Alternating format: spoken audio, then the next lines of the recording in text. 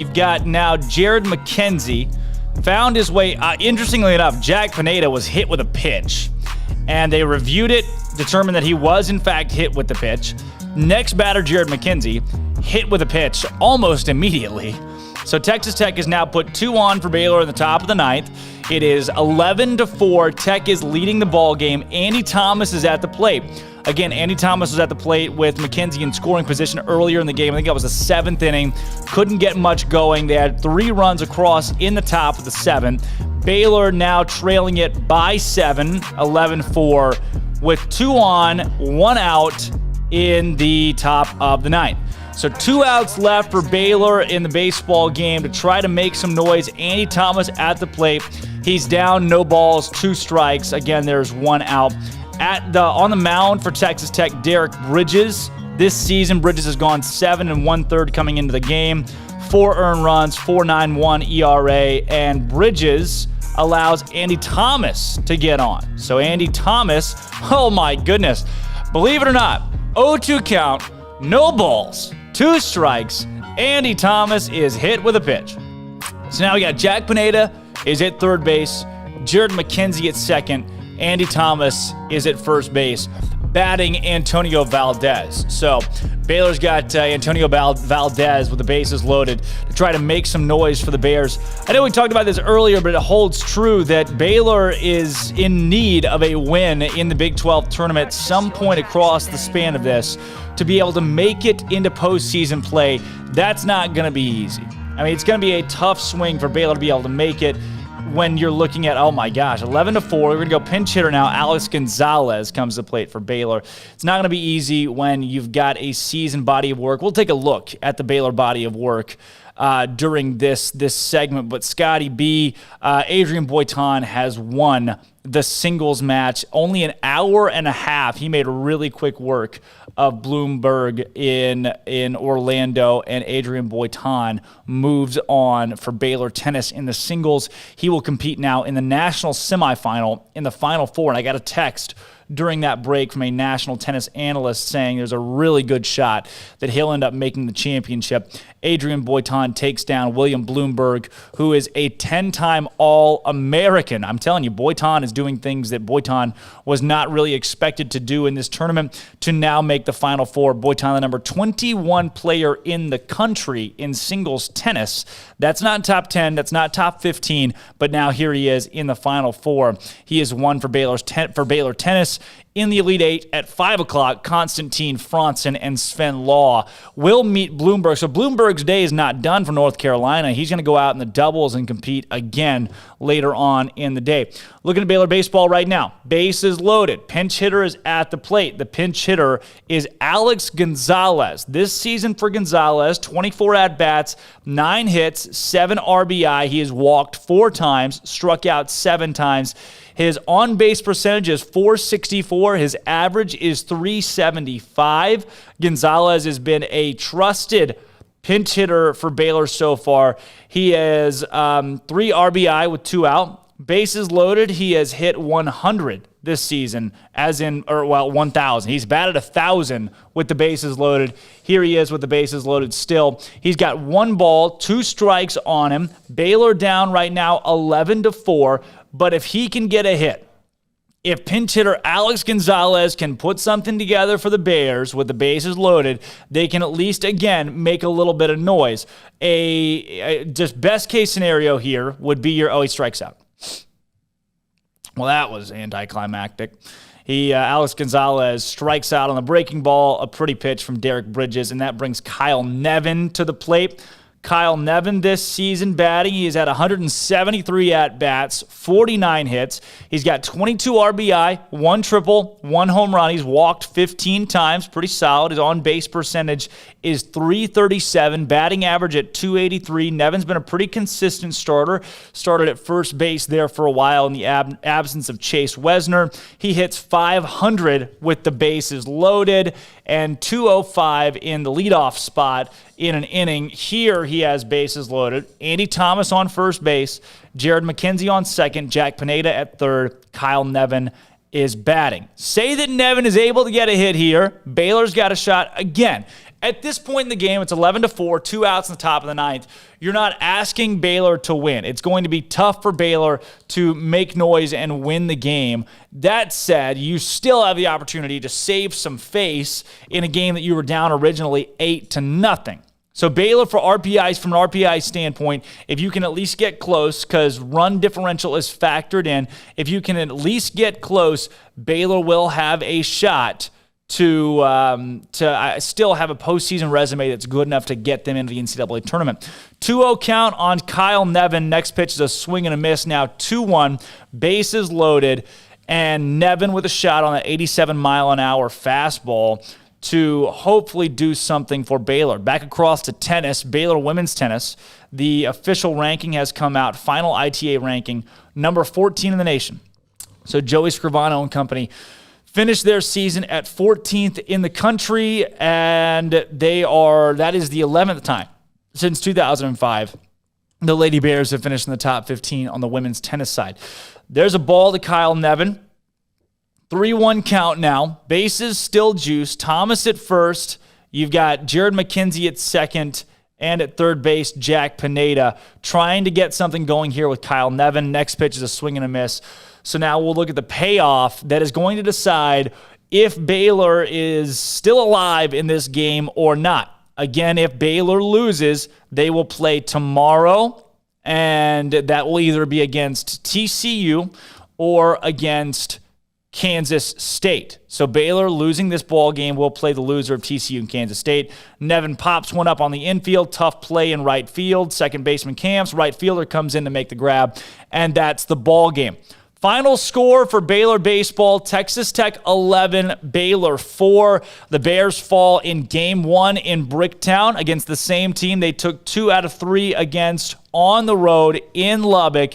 Baylor going back to the hotel, getting ready for tomorrow's game that'll take place at 9 a.m. on ESPNU. So Baylor baseball, ESPNU tomorrow, 9 a.m., taking a look at the rest of this bracket and the way it shapes out. Best case scenario is that TCU does end up beating Kansas State. Baylor gets Kansas State tomorrow, a team they took 2 out of 3 against in Waco. Then you would have Baylor, Kansas State at 9 o'clock on ESPNU. If they win that one, they're going to have to play the loser of TCU and Texas Tech, if that is the case in the scenario in which this plays out. So at that point in time, Baylor would either have to beat Texas Tech for the third time this season or beat TCU for the first time this season, moving into that one. And then Baylor and TCU, or the winner of that one is going to play the winner of that TCU and Tech game. So no matter what, where Baylor is right now on their side of the bracket, they're going to have to go toe-to-toe with TCU or Kansas State, with either TCU or Texas Tech to be able to move into the championship semifinal or the championship game in this tournament. When we come back, we'll have a full game recap. We'll open up the phone lines, take callers and texters, 254-339-1122. We'll do a complete game wraparound recap and take your thoughts on Baylor's 11-4 loss to Texas Tech in round 1 of the Big 12 baseball tournament. Drake Toll alongside Armstrong Sims and Marquise Cooley. When we come back, it's a Baylor baseball recap. We look at the full game, what happened, why it happened. Don't go anywhere. This is Up Tempo. And they're off. Baylor track and field will be represented by 12 athletes apiece in the NCAA West Regional Prelims today through Sunday in College Station. Top 12 finishers in each event will qualify for the NCAA Championships in Eugene, Oregon, with Baylor's Aaliyah Miller projected to finish first in the 800. The meet is live on the SEC Network. In tennis, Baylor's individuals in singles and doubles are both moving on as Adrian Boyton and the pairing of Konstantin Franzen and Sven Law both took victories in the Elite Eight yesterday. Boynton won via his third 3-set match of singles play and has now played matches in 6 consecutive days. Baylor's doubles duo dug themselves from an early hole to defeat a pairing from Oklahoma State. This is just the second time in program history the Bears have players in the quarterfinals of both doubles and singles. Boyton kicks off against 10-time All-American William Blugberg at 11 today, while Franzen and Law meet the number 3 pairing in the nation at 5 p.m. this evening. In baseball, Baylor opened up postseason play against top 10 Texas Tech and Oklahoma City to start the Big 12 baseball championships at 9 this morning. The game can be seen on ESPNU, and you can follow along on the Baylor Baseball Twitter page for updates. Elsewhere across the country, ex-LSU quarterback TJ Finley is transferring to Auburn. Texas A&M receiver Cameron Buckley has announced he will transfer to Indiana after playing in 39 games during his Aggie career. And a committee has proposed that Michigan remove Fielding Yost's name from the ice arena on campus after it surfaced he refused to let a black football player play in the game in 1934. I'm Armstrong Sims, and that's all the news that is news in college sports. This has been Armstrong's Minute on SicEm365 Radio's Up Tempo.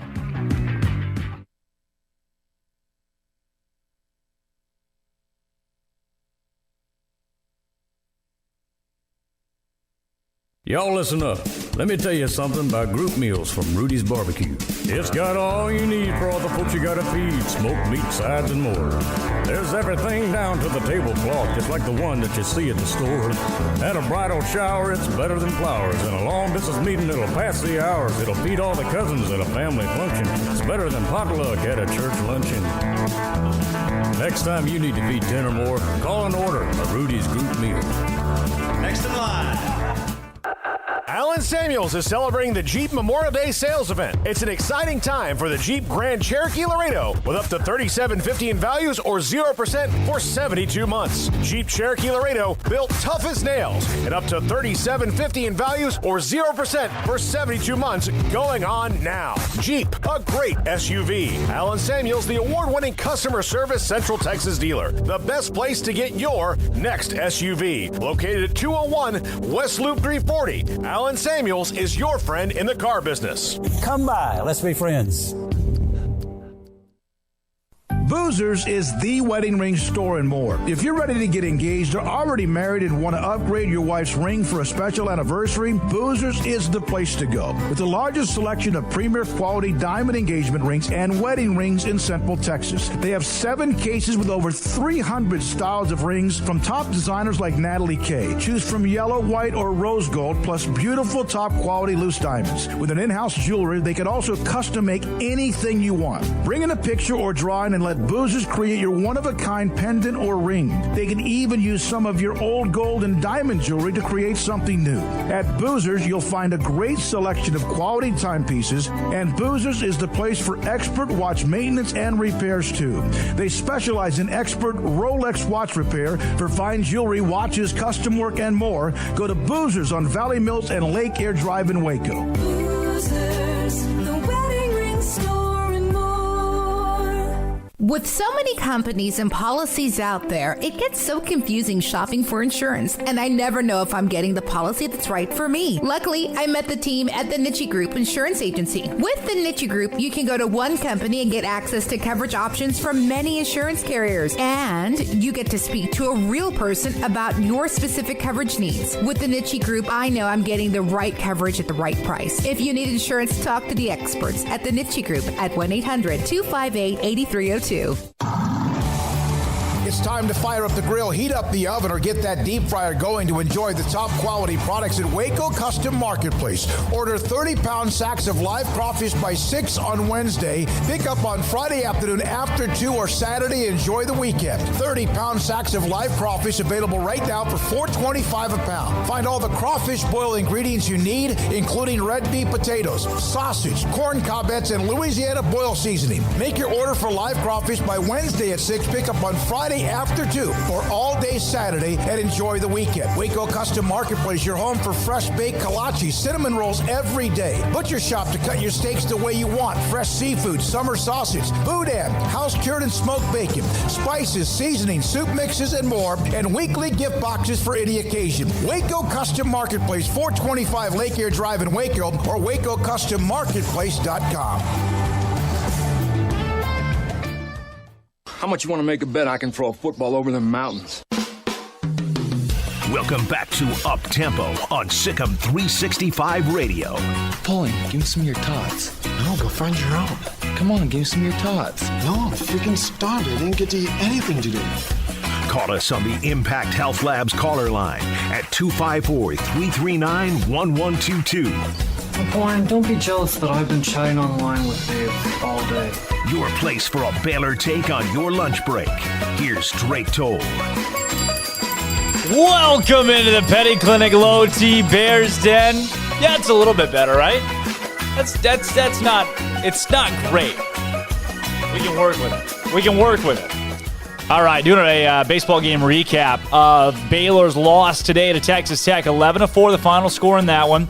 It is Adrian Boitan moving on for Baylor tennis as he makes his way to the Final Four in the men's singles competition. So that is not unexpected necessarily, not unexpected, not like crazy unexpected, but a little bit unexpected for Adrian Boitan, who's the number 21 player in the nation and is moving on up, going to play in the Final Four. I got a text, like I said, from a couple national tennis analysts that think that he's going to win this next round, too, in the semifinal to be able to make it to the championship meet. So Adrian Boitan, big shout out to him for making it as far as he has and for moving on with a win against Bloomberg today from North Carolina.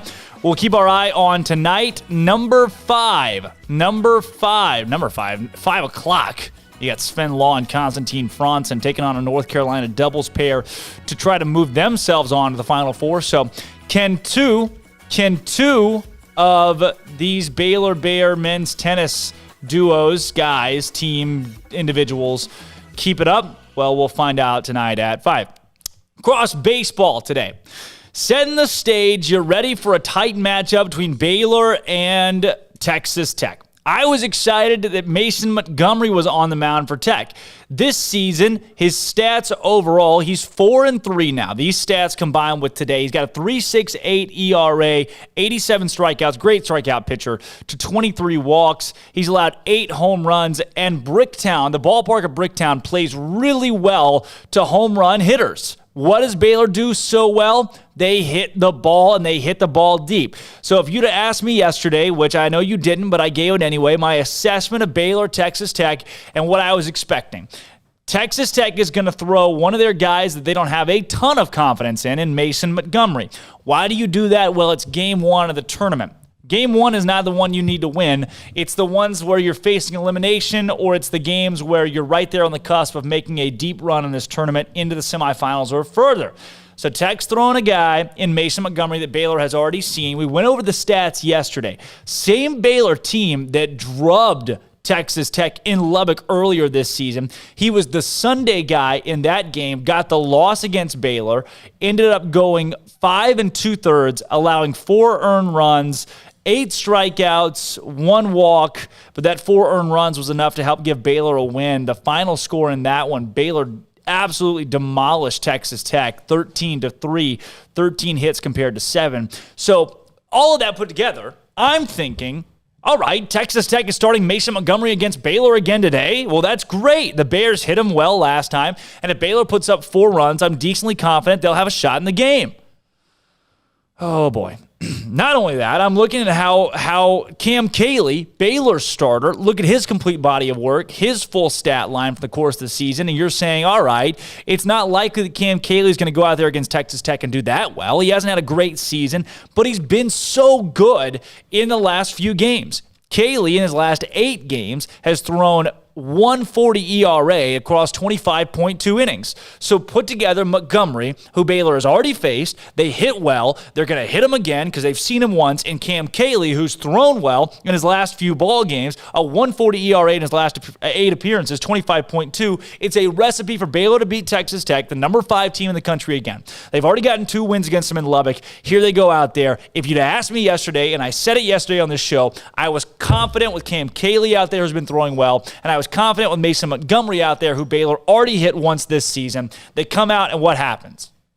First inning, Texas Tech puts up a 3 spot against Cam Cayley. Cayley's got the bases loaded. He walked a combined 4 batters in the first inning alone.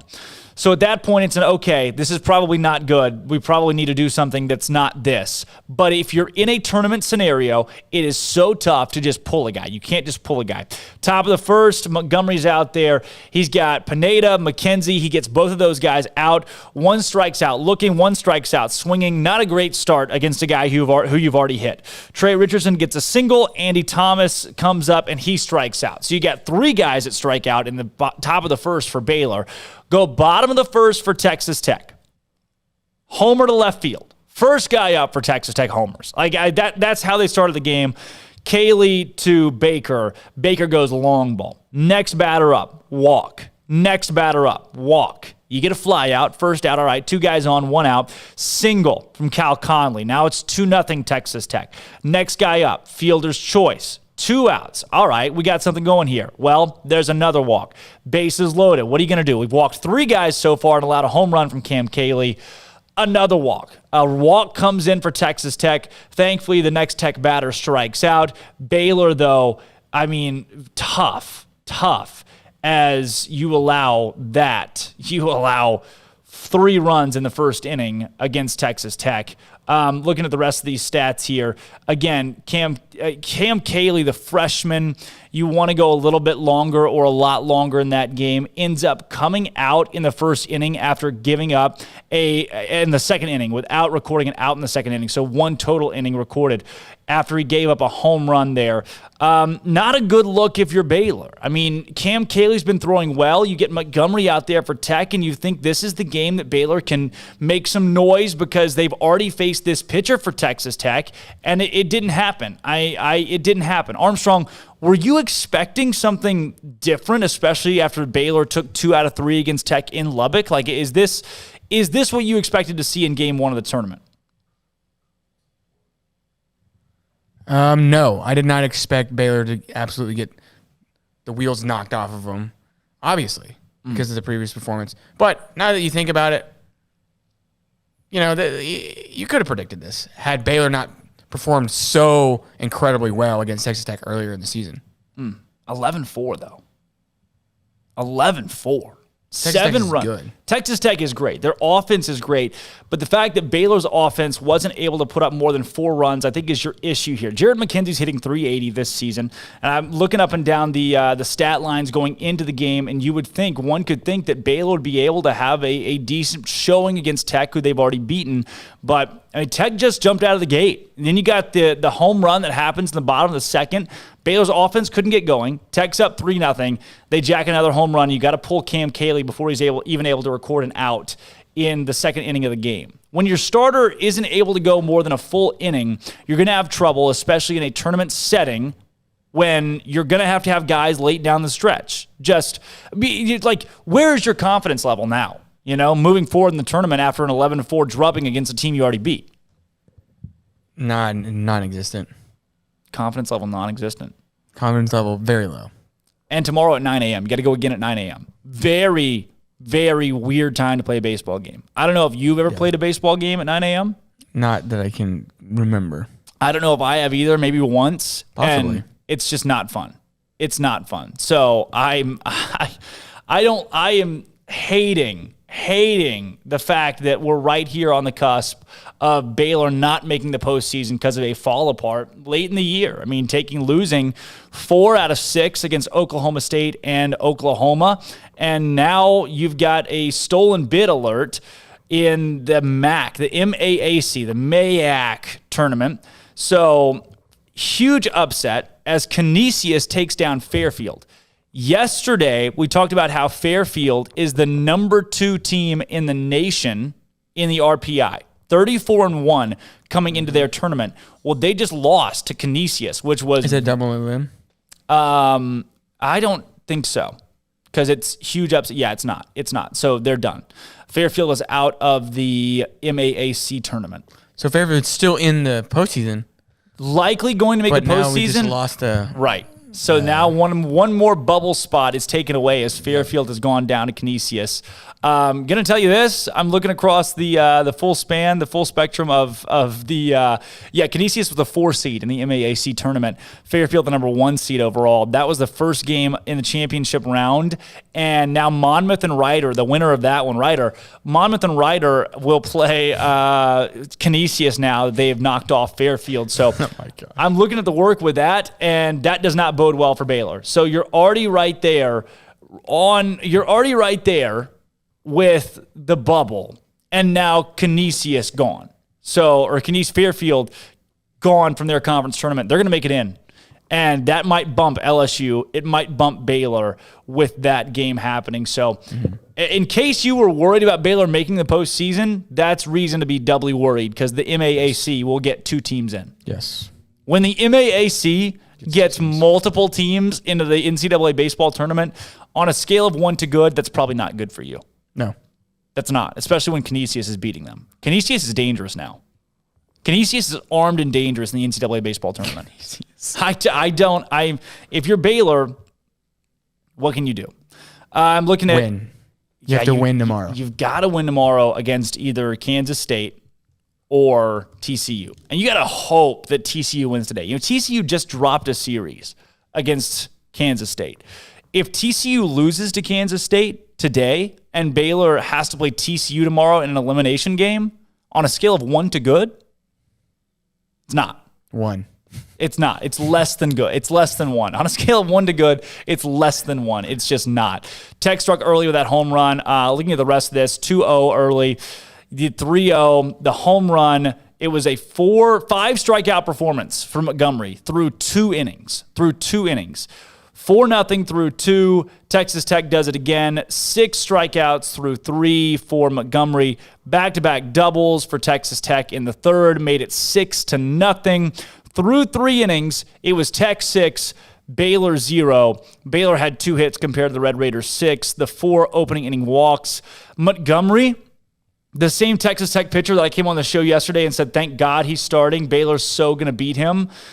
Montgomery's stat line through 4 innings had 9 Ks and had only allowed 2 hits through his first 4 innings, and then a 2-run home run in the 4th put Texas Tech up today 8-0, and that was pretty much it. Mason Montgomery's final stat line, 5 innings pitched, 2 hits allowed, no earned runs, no runs total, 11 strikeouts in those 5 innings, and no walks for Mason Montgomery.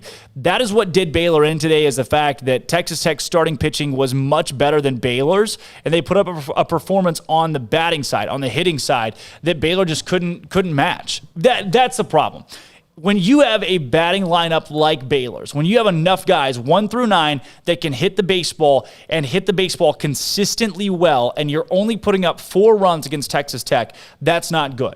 Looking back to the games where Baylor played Tech earlier in Lubbock, you're in Lubbock, which is not a terrible ballpark for hitters, but Bricktown is one of the best ballparks in the country for hitters. I would love, as a hitter, to play in Bricktown. You're in Lubbock, which I don't think the wind in Lubbock's nuts, too. I don't like the hitting-wise, I'd rather play in Bricktown than I would Lubbock. You go there, you score 12 runs and 13 runs. You only have 1 in that middle game against Micah Dallas, but you've got in the weekend combined, you're putting up 26 runs compared to Tech's 11. And then you go in and you just kind of drop an egg against Texas Tech in this one. And I know we've been recapping and covering what happened here, but now you got to look forward and say, okay, who do you get tomorrow, whether it be Kansas State or Kansas, and how does that Kansas State or TCU, and how does that shape up or bode well for you if you're Baylor? And there's just not a lot of scenarios in which it does. You've really got to lean on the fact that you can go out facing elimination and make noise, because if you don't, you might miss out on the postseason entirely. So Baylor baseball taken down against Texas Tech today.